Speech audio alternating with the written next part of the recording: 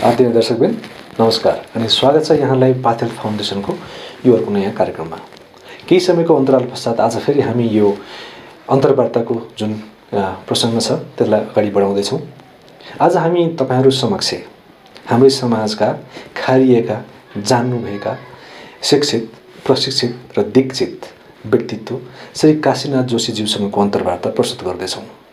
काशीनाथ जोशीज्यूले तपाईँ हामीलाई राष्ट्रप्रतिको प्रेम कसरी दर्शाउने, यो समाजमा तपाईँ हाम्रो योगदान कहाँनिर सम्भव छ र कसरी त्यसलाई प्रस्तुत गर्ने, हाम्रो समाजका प्रत्येक व्यक्ति आफ्नो सुख सुविधा र आफ्नो सन्तानको भविष्यको निम्ति मैले केही गर्नुपर्छ भन्दै विभिन्न किसिमले एकपछि अर्को समस्याको भुमरीमा भासिँदै गइरहेको अवस्थामा हाम्रै समाजका एकजना व्यक्ति मेरो समाज भन्दा पर मेरो राष्ट्र हो, मेरो राष्ट्रियता हो, मेरो जुन समाजले मलाई म बनाएको छ त्यो समाजप्रतिको मैले योगदान दिन छाडेँ भने मेरो समाज टुहुरो बन्नेछ, मेरो समाज अपूर्ण बन्नेछ भन्ने हेक्काको आधारमा समाजलाई आफूसँग रहेको सम्पूर्ण चिज सम्पूर्ण तरिकाले खर्च गर्नुपर्छ भनेर लालायित हुनुभएका, लागि पर्नुभएका समाजसेवी योग गुरु सर्वोदय नेपालका अध्यक्ष श्री काशीनाथ जोशीज्यूसँगको यो अन्तर्वार्ता।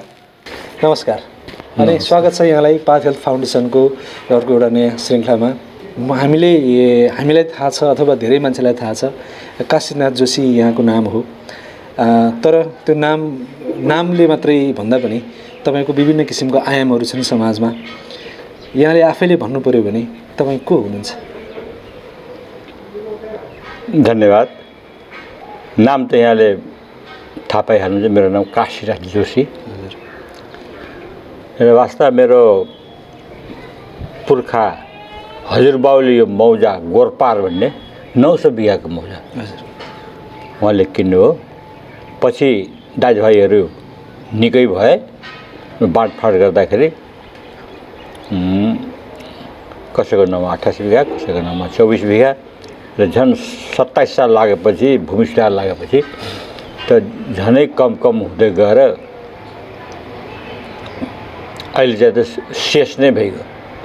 1-2 जना बाहेक जोशी परिवारमा यहाँहरू कोही पनि छैन। सबै कोही अमेरिका लागे, कोही अस्ट्रेलिया, जस्तै मै भनौँ मेरै छोरा 3 छोरा छन्, 3 छोरा अहिले अस्ट्रेलियामा छन्। जेठो छोरो गएको 26 वर्ष भयो, माइलो र कान्छो गएको पनि 18 वर्ष भइसक्यो हुन्छन्। र मलाई पनि त्यतिखेर अस्ट्रेलियामै बस्छु, अस्ट्रेलिया नै जाउँ भन्ने भाव। उहाँको वर्ष दिन बसेँ, 2 वर्ष बसेँ अनि पिआरको लागि एप्लाई गरेँ 2002 मा। पिआरको एप्लाई गरेँ, त्यतिखेर खुब मन थियो, एकदम राम्रो भयो त हामी आइस आराम गर्ने, मौज गर्ने, सिडनीमा बस्ने। अब सिडनी भनेपछि त कता हो कता संसारमा सबैभन्दा राम्रो सहर मक्क थिएँ। हुँदा हुँदा हुँदा पिआर भयो मेरो। पिआर भएपछि अब पिआरमा पैसा पनि पाउँछ भने त झन् मन खुसी भयो। 5-6 वर्षपछि 2012 देखि मैले पैसा पाउन थालेँ, $1100। मन गदगद हो। बस्दै लाँदाखेरि के गरी बस्ने भनेपछि थर्ड एज होम गएर युनिभर्सिटी छ पेनरिथ भन्ने ठाउँमा, कहिले 25 जना कहिले 50 जना हुने अनि 50 वर्षभन्दा उँभोको मान्छेहरू मेरो शिष्यहरू थिए र खुब रुचाए, खुब मन पराए। 5 वर्षसम्म लगातार मैले खुब राम्रोसँग गरेँ क्लास। त्यसपछि मलाई सम्झना आउन थाले, के गरेको होला मैले, म जुन देशमा बसेको त्यो जुन देशले मलाई हुर्कायो, जुन माटोले मेरो जिउ बनेको छ, जुन समाजले मलाई यहाँसम्म बनाएको छ, त्यो समाजप्रति मेरो केही कर्तव्य छ कि छैन, हो कि होइन। अनि बडा मनमा खुलबुली भयो। म त जान्छु, ठुलो छोरा पनि म त जान्छु बाबु। अनि उनीहरू अलिक मतमतान्तर पनि भयो र मेरो श्रीमती को पनि मनसाय हुँ बस्ने। यहाँ नआउने। उमेरको हिसाबले तपाईँ अहिले कति वर्षको हुनुभयो? मेरो जन्म 97 साल हो। हजुर। अब जोड्दाखेरि मैले म 81 लागेँ। 81 मात्रै हुनुभयो? मात्रै भन्दैन। हाम्रो समाज त अहिले 50 को हाराहारीमा पुग्दाखेरि छोरा पनि 20 वर्ष 25 वर्षको भइसकेको हुन्छ। अनि आफूले आफैलाई म त अब 50 को भएँ भनेर थोरै ओझेलमा पर्ने अथवा साइड लाग्ने छ। तर तपाईँ त आफ्नो उमेरको हिसाबले 20 वर्ष 25 वर्षको उमेरदेखि समाजको लागि विभिन्न ठाउँमा काम गर्नुभयो र हुँदा आज बिहानै पनि तपाईँले केही मुसहर बस्ती अनि त्यहाँ विद्यालय अनि समाजमा यहाँ जहाँ जे गरिनु भएको छ त्यो केही ठाउँहरू घुमाउनु भयो। निकै आनन्द लाग्यो, निकै खुसी लाग्यो। र यो उमेरमा 81 वर्षको उमेरमा पनि यो सबै कुराहरूलाई जोड्न सम्भव अनि विभिन्न दात्री संस्थाहरूसँगको सम्बन्धलाई कायम गर्ने, यहाँ आउने, उहाँहरूलाई वातावरण बनाइदिने यो कसरी सम्भव छ?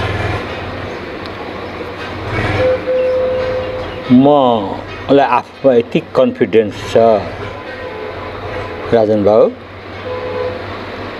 ठिक भन्नुभयो। 50 वर्ष उमेरदेखि मान्छे हरेस खान्छ। तर म 81 वर्ष लागिसकेँ।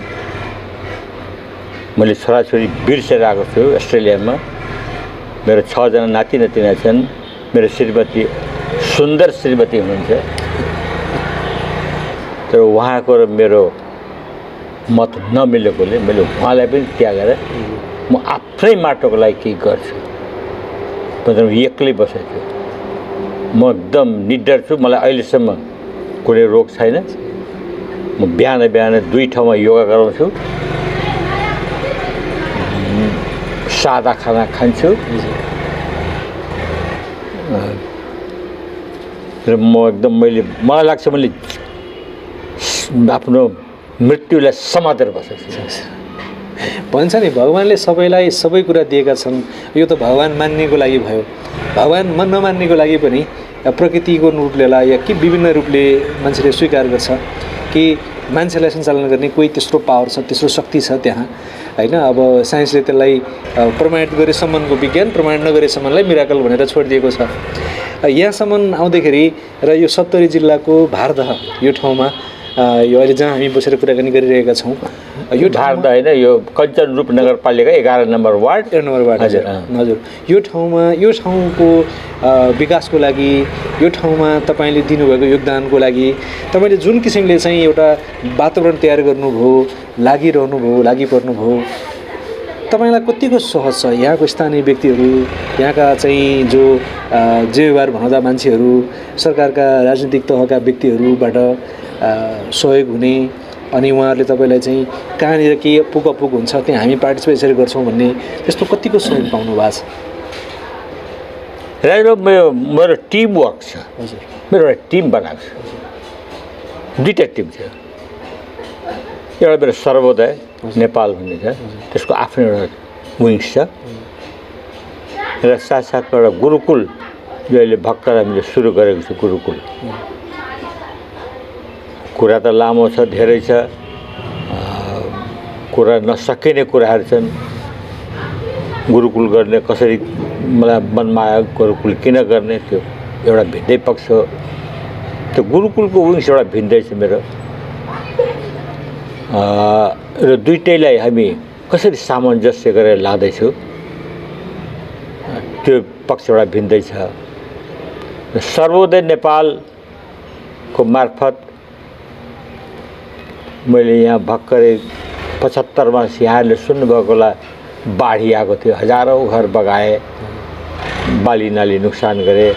प्रधानमन्त्री शेरबहादुर देवा स्वयं आउनुभएको थियो मेरो गुरुकुलमा, त्यही मिटिङ विशेष भाषण गरेर जानुभयो। त्यतिखेर डाक्टर चिन्तामणिज्यूको कृपा भन्नुहोस् र उहाँसँग मेरो चिनजान भनौँ, त्यसले गर्दाखेरि उहाँसँग चिनजान भएको एउटा रोशनी कर्मचार्य हुनुहुन्छ, उहाँ र उहाँको माध्यमबाट मैले रिलिजन फर पिस भन्ने एउटा संस्था छ, त्यसको अध्यक्ष हुनुहुन्छ इन्दिरा मानन्दर। उहाँसँग सम्पर्क गरेपछि मैले 23वटा घर 23वटा घर बनायो त्यतिखेर बाढ पीडितलाई। त्यसमा चमार, खतबे, मुसहर जो जनजातिहरू छन् उनीहरूको घर बगाएको थियो 23वटा घर। पछिबाट फेरि एकजना गोल्छाजी हुनुहुन्छ, उहाँका म भेट्न जाँदाखेरि उहाँले कता कता सुनि पनि राख्नुभएको छ। उहाँ पनि सदस्य हो हाम्रो रिजन फर पिसको। अनि भेटघाट गरेर म त केही पनि भनिनँ। फर्किँदाखेरि जोशी तपाईँलाई अरू केही सहयोग चाहिन्छ कि भनेर मैले गोल्छाजी मलाई 4-5वटा घरको अरू मलाई त्यहाँ खाँचो थियो, ल मैले 5 लाख रुपियाँ दिएँ। र त्यसमा 28वटा घर मैले बनाएको थिएँ। त्यसपछि अर्को वर्ष 76मा लायन्स क्लबको एकजना हुनुहुन्छ सर्जु बाबा श्रेष्ठ, उहाँले पनि 2 फेर आउनुभयो हाम्रो गुरुकुलमा हेर्नुभयो। त्यहाँको वातावरण देखेर उहाँले पनि भन्नुभयो म पनि तपाईँको घर बाँकी छ म बनाइदिन्छु भने 5वटा घरको लागि उहाँले 6,40,000 को एग्रिमेन्ट गरेर जानुभयो। मैले घर बनाइदिएँ, आफ्नै पैसा लगाएर बनाइदिएँ, उधारी लिएर बनाइदिएँ। यहीँ मेरो घर मालिकै छ हार्डवेयर पसल, यहीँबाट सिमेन्ट, गिट्टी, बालु सबै लिएर गएर घर बनाइदिएँ। 2,40,000 रुपियाँ पठाइदिनु भयो। त्यसपछि 4 लाख रुपियाँ आज 2 वर्षभन्दा बढी भइसक्यो दिनुभएको छैन। मैले पनि माया मारेर डाक्टर साहबको कुरा मानेर डाक्टर साहबले भन्नुभयो काशीनाथजी तपाईँ अब त्यसको टेन्सन नलिनुहोस्, तपाईँलाई धेरै नै टेन्सन हुन्छ त्यसको, बिर्सिदिनुहोस्। उहाँलाई सर्जुबाबालाई भनिदिनुहोस् तपाईँ कि जो भयो भयो, मैले तपाईँलाई छोडिदिएँ, बरु अब नयाँ सिरादेखि हामी सोचौँ, नयाँ कामहरू गरौँ, मलाई पर्दैन तपाईँले पैसा पठाउनु भन्नु। मैले डाक्टर साहबले भन्नुभएको जस्तै मैले मेसेज पठाएँ सर्जु बाबालाई। सर्जु बाबाले अहिलेसम्म त्यो मेसेजको जवाब पनि दिनुभएको छैन। हुन त बिचमा त्योभन्दा पहिले मैले भेटेँ पनि सर्जु बाबासँग। उहाँले त एकदम 100% आश्वासन दिनुभएको थियो, हजुर मेरो बुवा हुनुहुन्छ तपाईँ, मेरो बुवा जस्तो म कहिले पनि ढाँट्दिनँ, कहिले पनि बुझाउँछु पैसा, होला त नि होला त नि। विभिन्न उद्देश्य लिएर मान्छे आउँछन्, मान्छेहरू विभिन्न उद्देश्य लिएर आउँछन्। अब उद्देश्य अनुसारको पूर्ति हुन्छ कि हुँदैन, अनि त्यसपछि उसको आफ्नो कन्स्टेन्टहरू बन्छन्, केही लिमिटेड दायराहरू निर्माण हुन्छ। त्यसपछि कोही व्यक्ति आफ्नो उद्देश्य पुरा भयो, पुरा गरेर जान्छ, उद्देश्य पुरा भएन उसले आधा छोडेर जान्छ। सायद दुनियाँको यो रीत नै होला। असले यस्तो ठाउँमा बसेर आफ्नो जिन्दगी आफ्नो तरिकाले म निर्वाह गर्छु, या मेरो सन्तानहरू सबै यहीँ छन्, म मेरो जिन्दगी त्यहीँ सुधार्छु, मेरो सन्तानको लागि पनि त मैले केही गर्नुपर्छ भन्ने सन्तानप्रतिको मोहले तपाईँलाई त्यहीँ गाँजेर राख्न सक्थ्यो। अथवा अर्को शब्दमा भन्नुपर्दा तपाईँको जिन्दगी त्यहीँ नै तपाईँले सिद्धाउन सक्नुहुन्थ्यो मजाले। फेरि पनि यो सबै कुरा छाडेर नेपालमा यो छैन त्यो छैन, मान्छे ढाँट्छन् छल्छन्, हरेक कुरामा राजनीति भनेर लगेर जोड दिन्छ, राजनीतिबाट जुझ्नुपर्छ, कुस्ती खेल्नुपर्छ, राम्रो काम गराउनलाई धेरै प्रस्ट्याउनुपर्छ। यो खालको बाटोमा यो खालको वातावरणमा अब पनि केही फरक पर्दैन। उमेरले म 81 को मात्रै भएँ त के भयो त, जीवनको नयाँ आयाम त मैले सुरुवात गर्नु नै छ, म सुरुवात गर्छु भनेर सङ्कल्पका साथ आउनुभयो। कस्तो लाग्छ, के लाग्छ तपाईँलाई अहिले फर्केर यहाँ? मेरो मनमा लागेको प्रश्न यहाँले गर्नुभयो। त्यो जुन कामको लागि म यहाँ आएको छु, हजुर अहिले बल्ल त्यसको मैले तपाईँसँग प्रश्न पाएँ। हजुर म अस्ट्रेलियामा जाँदाखेरि बहुतै डिस्टर्ब संसार समाचार त सबैटा भइरहन्छ। अस्ट्रेलिया सुन्थेँ, आज यस्तो भयो, आज उस्तो भयो, नेपाल एकदम अस्थिर भयो। सधैँ त्यही सुन्दा त कान पाक्यो। जोड घटाउ गर्न थालेँ, के गर्नु पर्ला? पोलिटिक्समा लगाएर त म सक्दिनँ, पोलिटिक्स गरेर त हुँदैन। के गरिने के गर्ने? यो त जुन एउटा घडी छ त्यो त बिग्री, त्यसलाई कसरी बनाउने, कसरी कुन पाठ पूर्जा लाग्यो? बहुत सोच विचार गर्दा एक दिन म बाबा गुरु नानक को ठुलो दरबार छ अस्ट्रेलियामा। बिहान बिहानको प्र्याक्टिसमा 2-3 जना सरदार मेरो शिष्य थिए भनौँ, साथीहरू। बोले बोले महाराज जी चलिए आप मेरे साथ, आज चलते हैं गुरु नानक के दरबार में, आइतबार को दिन थियो। चलिए गए, त्यहाँ माथा टेक्नु लाग्दै झसङ्ग सम्झेँ, गुरु नानक त म कहाँ पनि आएको हो, गुरु नानक त यहीँ भेडिया मन्ठमा आएको हो, 14 वर्षको उमेरमा नेपाल पस्नुभएको। झलास सम्झेँ, मैले त्यहाँ किन्न जाने, त्यहाँ किन्न विकास गर्ने। कुरा जति गर्दा पनि कुरा धेरै लामो हुन्छ। मेरो एउटै उद्देश्य छ कि नेपाललाई कसरी बनाउने, how to build this country, and that is only the way gurukul. तपाईँ जतिसुकै भाषण गर्नुहोस् न। हिजो एउटा कुनै राजनीतिक पार्टीले यो बुर्जुवा शिक्षा बन्द गरौँ भनेर पनि भने, विद्यालय बोर्डिङहरूलाई बन्द गर्नुपर्छ पनि भने, आज तिनीहरू नै त्यहीँ लगानी गरेर चाहिँ उत्सुक छन्, धेरै करोडौँ रुपियाँ खर्च गरिरहेछन्। एउटा पाटो त्यो भयो भने अर्को कुरा त हाम्रो गुरुकुल पद्धतिमा अबाट अमलाबाट सुरु गरेर ज्ञबाट ज्ञानी बनाएर छोड्ने हाम्रो जुन पद्धति छ, त्यो पद्धतिलाई बिर्सेर चाहिँ ए फर एप्पलबाट फेरि फलबाटै सुरु गरेर जेडबाट जेब्रा लगाएर घोडामा या समेत जेब्रा बनाएर चाहिँ एउटा जन्तु बनाएर छोड्ने पद्धतिको हामी अनुसरण गर्दैछौँ। यहाँले जब यति सजिलोसँग चाहिँ यो गुरुकुल पद्धतिलाई नै हामीले अमलाउनुपर्छ र गुरुकुल पद्धतिबाटै देशको विकास हुन्छ भन्दाखेरि के छ यो विकास भन्दाखेरि? होइन डाक्टर साहब, जुत्न सक्छ त्यहाँ त्यसो भए हामी त्योसँग चाहिँ राजन हो एकदम हामी समानान्तर रूपले जानु पर्यो। हजुर, ए फर एप्पल पनि ठिक छ। हजुर, अहिले अङ्ग्रेजी नभए अहिलेको अब हाम्रो स्थिति यस्तो भइसकेको छ कि अङ्ग्रेजी पनि नभए हुँदैन र संस्कृत मात्रै एउटा यस्तो सब। राजेन्द्र बाबुलाई एउटा थाहा छ कि छैन कुरा, हाम्रो जो कम्प्युटर छ नि, हजुर, कम्प्युटरको सिद्धान्त जुन छ जसलाई हामी एल्गोरिदम भन्छौँ नि, त्यो एल्गोरिदम नि संसारभरिमा सबभन्दा अहिले संस्कृत बनिसकेको छ। संस्कृतको तपाईँ हेर्नुहोला 10 वर्षपछि, हजुर, 10-12 वर्षपछि संसारभरिमा संस्कृत नै भाषा के अरे कम्प्युटर ल्यापटपको भाषा हुन्छ।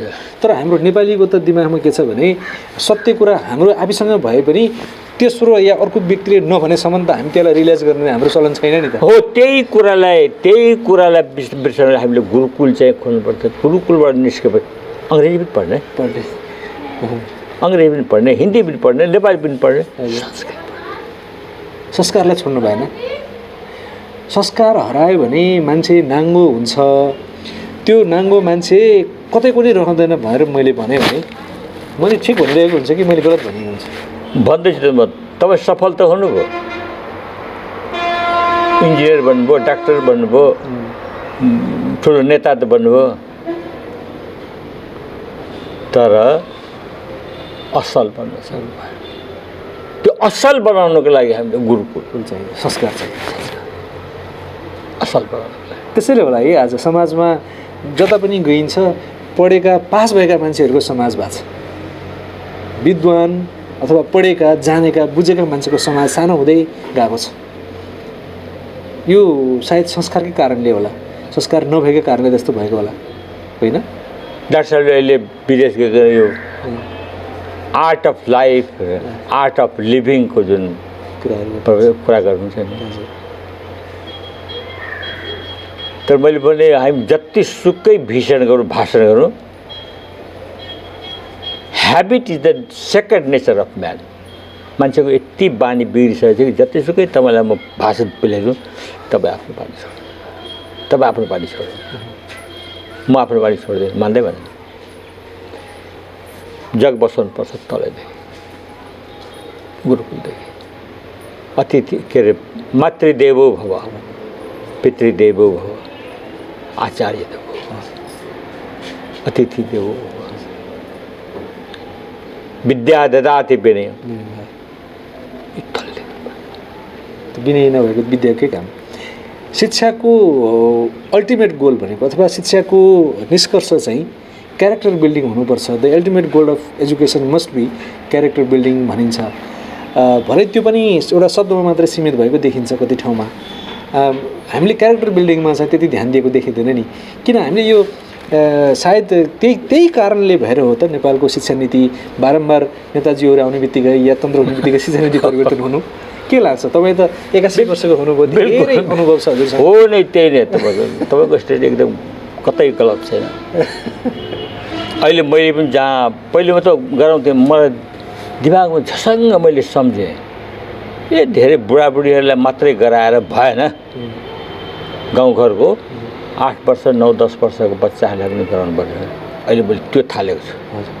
अहिले 20-25वटा नानीहरूलाई बच्चाहरूलाई उनीहरूलाई एउटा ट्र्याक भनेर मैले तिमीहरूलाई ट्र्याक सुट सिलाइदिन्छु, तिमीहरूलाई सञ्चबार नास्ता गराउँछु, पिकनिक लान्छु, तिमीहरू आऊ। उनीहरूलाई सुरुदेखि त्यही आचार्य देवो, अतिथि देवो, अत्रि देवो, पितृ, यहीँदेखि उनीहरू what is yoga, what is yoga भने सुरुदेखि इट हेज गट 8 स्टेप्स, 8वटा सिँढी छ।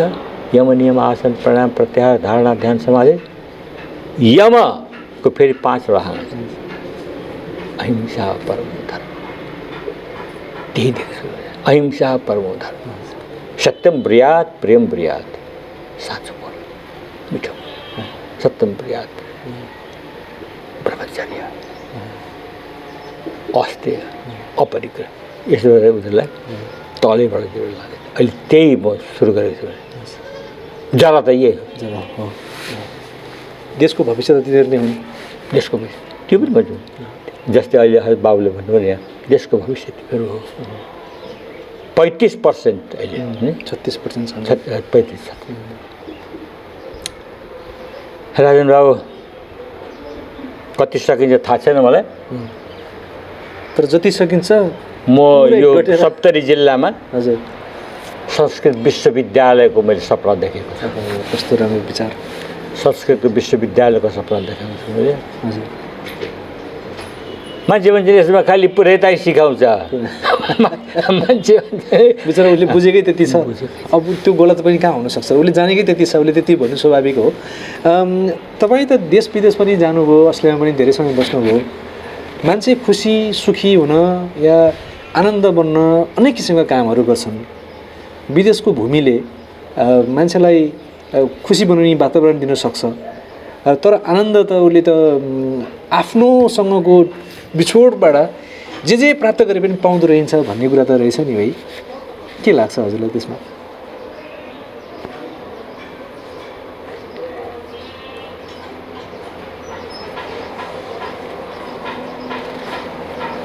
कतै कतै त हो, कतै कहिले काहीँ त आउँछ, बिजाउँछ।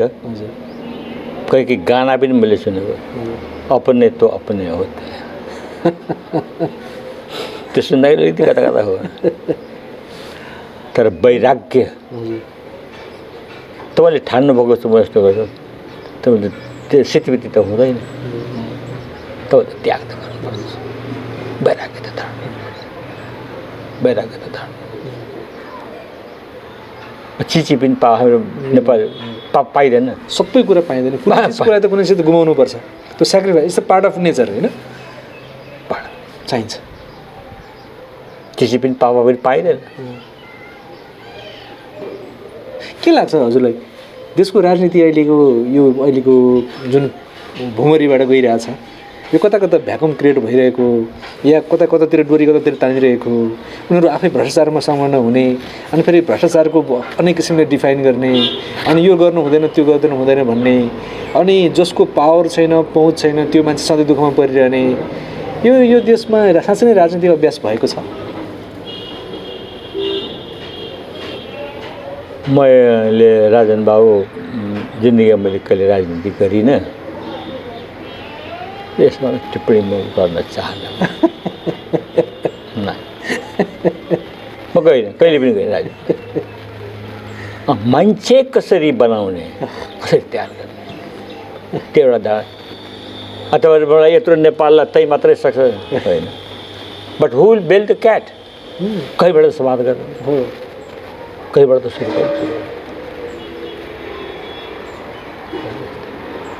तर सकिन्छ होइन, यो देशका समृद्धि नसकेन भन्ने कुरै छैन। यो देशमा चाहेको कुरा, यो देशलाई देश जस्तै, नेपाललाई नेपाल जस्तै, कुनै सिङ्गापुर या कुनै हङकङ या कुनै विदेशको कुनै सहर जस्तो होइन, नेपाललाई नेपाल जस्तै बनाउन सकिन्छ। नेपाल जस्तै सकिन्छ, आफ्नो नेपाल जस्तै सकिन्छ।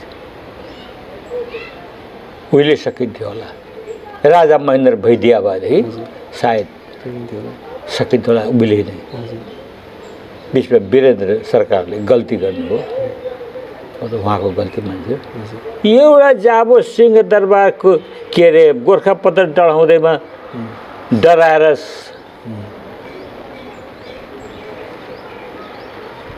प्रजातन्त्र दिनुभयो। कति अर्ब खर्बको डढेको डढेन अहिले। तपाईँले अघि भन्नुभयो म राजनीतिको टिप्पणी गर्दिनँ, तर सबै टिप्पणी सबै त्यसैमा आयो नि। भलै हामी मान्छेहरू राजनीतिक प्राणी भएकोले गर्दा त्यो हुनु स्वाभाविक हो। फेरि पनि तपाईँसँग कुनै राजनीतिक कुन आस्था छ, के छ, त्यो तपाईँको नितान्त व्यक्तिगत कुरा हो। नेपाल चाहिँ आध्यात्मिक जगतको लागि उर्वरा भूमि भनेर मानिन्छ। यो धरतीमा जो आध्यात्मिक क्षेत्रमा धेरै उपलब्धि हासिल गरेका विद्वानहरू, महर्षिहरू यही देशको माटोमा आएर आफ्नो जीवनको अन्तिम क्षण चाहिँ मेरो जाओस् भनेर यहाँ अनेक किसिमले लीलाहरूमा अनेक किसिमको चाहिँ तरिकाले आफूलाई विसर्जन गर्नु खोज्नु भएको रहेछ, हुनुहुँदो रहेछ। यो यस्तो तपोभूमिमा, यो कर्मभूमिमा किन अहिले हामी चाहिँ पापभूमि जस्तो बनाइरहेका छौँ? के यो देशको फेरि यो हामीले कसले सरापेको भनेर चाहिँ नाम पनि लिइन्छ कि हामी त्यो दुःखबाट नै जानुपर्ने हो र यसको विकल्प छैनहरू? यसलाई हामी जस्तो तपाईँले गुरुकुलको कुराकानी गर्नुभयो त्यस्तै आध्यात्मिक जगतमा दुनियाँमा ध्यान ज्ञानको अहिले यत्रो विधि माग बढ्दो छ। यो देशको भूमिमा आएर त 2 मिनट हाँसो नै ज्ञानले चाहिँ भरिपूर्ण हुनु जस्तै हो। यति चाहिँ आध्यात्मिक सञ्चारले, आध्यात्मिक शक्तिले चाहिँ सञ्चारित भएको समयमा किन हामी चाहिँ दुनियाँमा नेपाललाई त्यसरी प्रस्तुत पार्न नसकेको?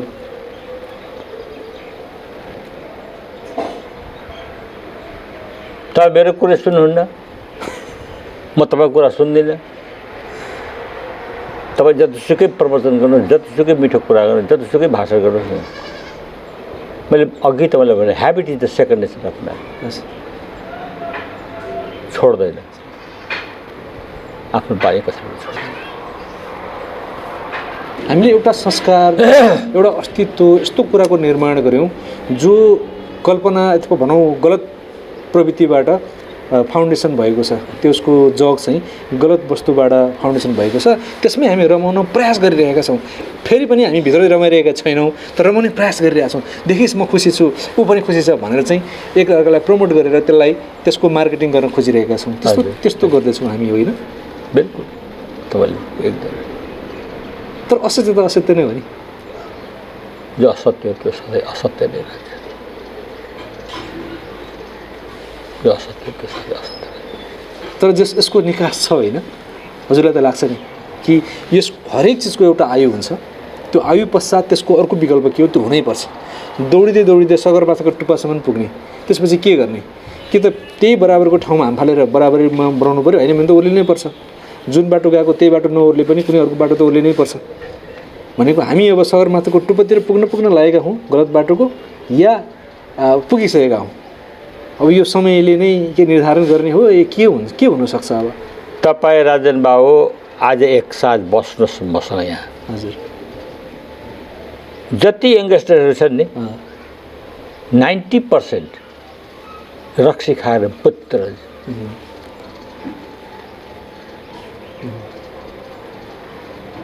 तपाईँ सोच्नु सक्नुहुन्छ उनीहरू सुध्रिन्छ भन्ने? तपाईँ केही भन्नु जानु भने तपाईँमाथि आइलाग्छ, कुटाकुटै गरिन्छ। मान्छेमा भित्रदेखि पीडा छ, बेचैनी छ। त्यो कहीँ उसले त्यसलाई निकाल्न चाहन्छ, यो भित्रको कुरालाई बाहिर निकाल्न चाहन्छ, तर उपाय खोजिरहेको छैन। त्यो कसरी निकाल्ने भन्ने उसले जानिरहेको छैन। अनि त्यो शक्तिलाई उसले अब त्यो अभावको कारणले बनेको होला, या कुनै चिज नहुँदाको कारणले बनेको होला, या कुनै चिज भएर पनि त्यसलाई राम्रोसँग रिलिज गर्न नसकेको कारणले बनिरहेको होला। त्यो चिज चाहिँ उसले निकाल्न खोजिरहेछ। स्पेसली यङहरू तपाईँले जुन भन्नुभयो यहाँ मात्रै होइन अन्ततिर पनि धेरै सबै ठाउँ यही हाल होला, यही हाल छ। यो कसको जिम्मेवारी हो? हामी यस्तो ठाउँमा चाहिँ राज्यको स्थितिको बारेमा कल्पना गर्दैनौँ है। मैले त्यो कुरा उहिले फेरि तपाईँ राजनीतिको कुरा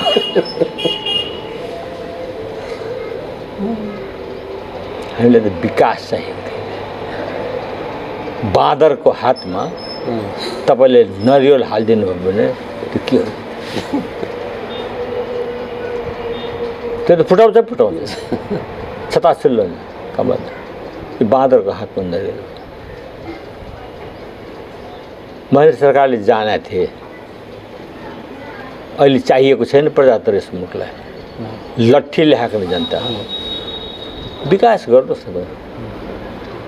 सबैलाई पढाइ शिक्षा दिनुहोस्, विकास गरिदिनुहोस्, अनि दिनुहोस् न प्रजातन्त्र। अहिले हेर्नुहोस् इन्डियामा त अहिले सफल भइराखेको छैन। अहिले हामीलाई प्रजातन्त्र चाहिएको छैन। If you ask me, अहिले विकास चाहिएको छ। त्यो विकासको लागि त अनुशासन चाहिन्छ। अनुशासन भने त कसैको डर त्रासले हुन्छ। डर त्रास राख्नको लागि त त्यो खालको नेतृत्व चाहियो। अब नेतृत्व गर्न सक्ने नेता नै छैन। कोही एकजना पनि नेता छैन, एकजना पनि छैन बाबु। गोठाला र नेताको बिचमा फरकै थाहा नभएको मान्छे नेता बनेको छ यो देशमा। त्यसलाई नेता कसरी मान्ने? छैन, नेतै छैन। नेताको कुरा गर्नै व्यर्थ छ, हामीले नेता नै छैन। त्यसैले मलाई तपाईँ 81 वर्ष हुनुभयो भन्ने कुरासँग कहाँनिर चाहिँ म एकदमै भित्रदेखि आनन्दित छु भने एराउन्ड 50-60 वर्षमा हजुरबा भइसक्यो भनेर चाहिँ मान्छे चुप लाएर म यस्तो भएँ, मेरो जिन्दगी कति नै छ र भनेर बसेको बेलामा तपाईँ भर्खर 81 वर्षको भएर जुन किसिमले लागिरहनु भएको छ, त्यो गाउँमा बिहान पनि जाँदाखेरि मुसहर बस्तीमा जाँदाखेरि त्यस्तो किसिमको एउटा सम्मान तपाईँलाई दिए मान्छेहरूले, त्यहाँ गरेको तपाईँले गर्नुभएको कामहरू देखाउनु भयो होइन। अनि स्कुलमा पनि त्यो त एउटा नेताले मात्रै गर्न सक्छ नि। त्यो अर्थमा त तपाईँ नेता पनि यो कुरामा चाहिँ म सेवा गर्ने नेताले के भन्यो, म सेवा तिम्रो गर्छु भनेर आउँछ नि। त्यहाँ पनि सेवा छ, यहाँ पनि सेवा।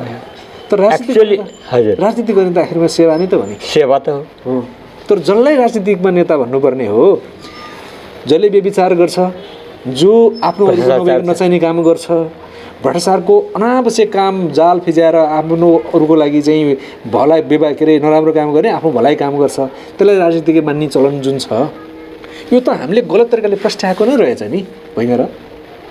शास्त्रीय आधारलाई हेऱ्यो भने त जो बिना आफूसँग बहेको कुनै पनि कारण, कुनै पनि शक्ति, कुनै पनि सामर्थ्यलाई अरूको भलाइको लागि खर्च गर्छ, त्यो नेता रहेछ। त्यो अर्थमा त तपाईँ नेता हो नि, होइन र?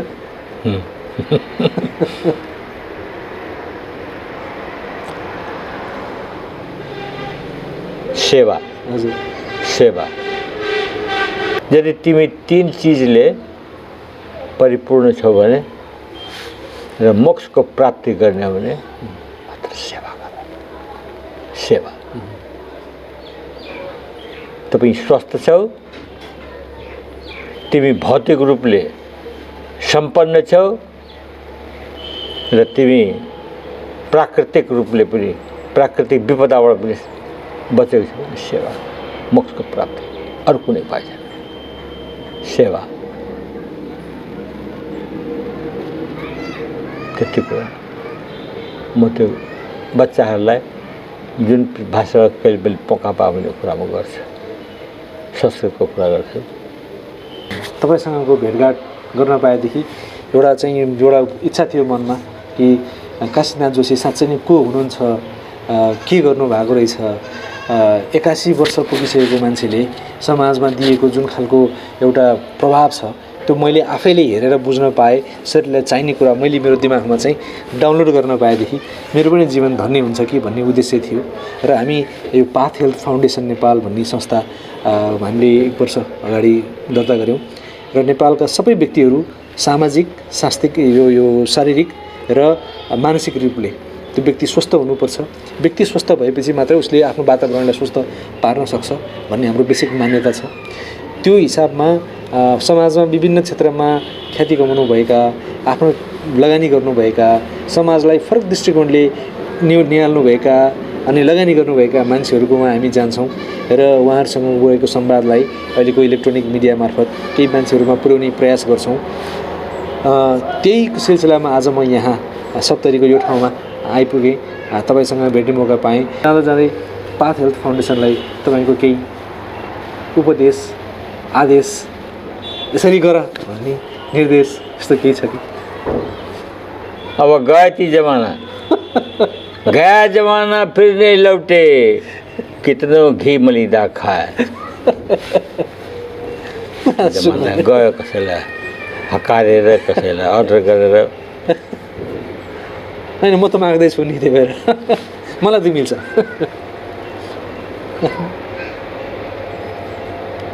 मैले भनिरहनु पर्दैन, तपाईँहरू सब एकदम 101 सक्षम व्यक्तिहरू हुनुहुन्छ। यसमा कुन चिज राम्रो, कुन नराम्रो तपाईँहरू स्वयं आफै आफ्नो विवेकले के भन्छ त्यही गर्नुपर्छ। तपाईँ विवेकको समाज सबैको बराबरी नै त्यो उपयोगिता खोज्ने समाज हो।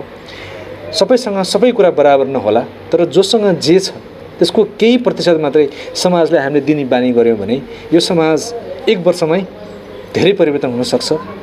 1 वर्षको समय भनेको देशको लागि धेरै ठुलो हो, तर राजनीतिक मुद्दा मार्फत हामी जब 4 वर्ष 5 वर्षको एउटा किताकाट गर्छौँ, 5 वर्षसम्ममा पनि 2टा बाटो बनाएको भरमा उसले 5 वर्ष त्यहाँ बसेर चाहिँ ऊ वो गरेको प्रमाणित गर्छ कि जस्टिफाई गर्छ कि म यहाँ 5 वर्ष बसेको यही हो औचित्य भनेर प्रमाणित गर्छ। यो समाजमा तपाईँ जस्तो 200-400 काशीनाथ जोशीहरू निर्माण होस् भन्ने पाथ हेल्थ फाउन्डेसनले यो इच्छा व्यक्त गर्दछ र तपाईँले मिल्छ भने क्लोनिङ गरेर भए पनि 200-400 काशीनाथ जोशीहरू उत्पादन गर्न के गर्न सकिन्छ, त्यसमा पाथ हेल्थ फाउन्डेसन तपाईँसँग सहकार्य गर्न इच्छुक छ र हामीले हाम्रो हैसियतसँग मिल्ने केही कामहरू पर्यो भने जे गर्न सक्छौँ यो समाजको विकासको लागि हामी तपाईँसँग सहकार्य गर्न तयार छौँ भन्दै समय दिनुभयो। त्यसको लागि पनि फेरि धन्यवाद। तपाईँ यत्रो टाढोबाट आएर काठमाडौँबाट यहाँसम्म आउनुभयो, त्यसको लागि तपाईँलाई पो धन्यवाद छ। हामी त यो गाउँघरमा बसिरहेकै छौँ, सधैँ गर्दैछौँ, खाँदैछौँ, खेल्दैछौँ, गर्दैछौँ। तपाईँ आइदिनु भएको त्यति टाढोबाट, त्यसको लागि धेरै धेरै धन्यवाद। सप्तरी जिल्लामा एउटा संस्कृत विश्वविद्यालय स्थापना गर्नुपर्छ र म गर्नेछु भन्ने सङ्कल्प सहित लागि पर्नुभएका श्री काशीनाथ जोशीज्यूको त्यो महाअभियानमा तपाईँ हामी हर तरहले लागि परौँ। अब यो सङ्कल्प केवल काशीनाथ जोशीज्यूसँगको मात्रै हुँदैन, तपाईँ हाम्रो पनि सङ्कल्प हुनुपर्दछ। तपाईँ दुनियाँको कुन स्थानमा हुनुहुन्छ त्यसले कुनै माने राख्दैन। जहाँ हुनुहुन्छ ठिक अवस्थामा हुनुहुन्छ, जुन अवस्थामा हुनुहुन्छ ठिक अवस्थामा हुनुहुन्छ। आउनुहोस्, काशीनाथ जोशीज्यूको यो महाअभियानको सङ्कल्पमा संस्कारित बन्ने र समाजलाई संस्कृत विश्वविद्यालय स्थापना गरेर उहाँले ह्यान्डओभर गर्ने जुन सोच राख्नुभएको छ, त्यो सोचमा तपाईँ हामी पनि जुडौँ, लागि परौँ र यो हाम्रो मूल मन्त्र बनाऊँ। यो राज्य, यो समाज, यो देवभूमि हो, यो तपोभूमि हो, दुनियाँभरको मान्छेको आकर्षणको केन्द्र हो। त्यसरी लागि परौँ र हामीसँग रहेको स्रोतलाई समाजमा कसरी लगानी गर्ने भन्ने कुरामा उहाँको आइडिया, उहाँको विचार, उहाँको बुद्धि, उहाँको सङ्गत र उहाँले प्रशस्त गर्नुभएको मार्गनिर्देशनबाट जाउँ। समाजमा थुप्रै काशीनाथ जोशीहरूको आवश्यकता छ। तपाईँ पनि एकजना काशीनाथ जोशी हुनुहुन्छ। तपाईँ कुन स्तरको चेतनामा अल्झिएर बस्ने, रोमलिएर बस्ने, तपाईँसँग त्यो विकल्प छ।